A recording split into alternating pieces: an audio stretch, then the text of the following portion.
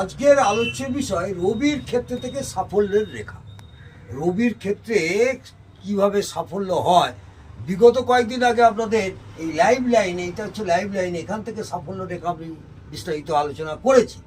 আজকের সাফল্য রেখা এই এই যে আঙুলটা, অর্থাৎ রিং ফিঙ্গার, আমরা বাংলায় অনামিকা আঙুল, এই ক্ষেত্রটা আমরা রবির ক্ষেত্র বলি, আপনারা জানেন।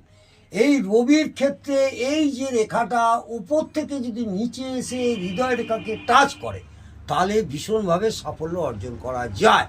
যদি দেখা যায় এই রবির রেখা ক্রমশ নিচের দিকে চলে এলো, তাহলেও আপনি সাফল্য পাবেন। যদি কোনো রেখা, অর্থাৎ সূক্ষ্ম রেখা এর সঙ্গে কোনো কালেক্টেড করে, তখন কি ফল হবে সেটা বিস্তারিত আলোচনা করব আগামী আপনাদের ক্লাসে বা ভিডিওতে। এবং এই রেখাটা চেষ্টা করবেন, এই কোনো জাতক জাতিকার হাতে যদি এই রেখাটা ওপর থেকে নিচের দিকে এসে হৃদয় রেখাকে টাচ করে, অথবা হৃদয় রেখা থেকে এরকম ছোট থাকে, এই রেখা যদি থাকে কোনো জাতক জাতিকার হাতে, তাহলে কর্মক্ষেত্রে উন্নতি, নাম, যশ, প্রতিপত্তি এবং সাফল্য পাবেই পাবে। আজকে এই পর্যন্ত, আগামী দিনে আরও সাফল্য রেখা নিয়ে এই করতলে বিচার করব।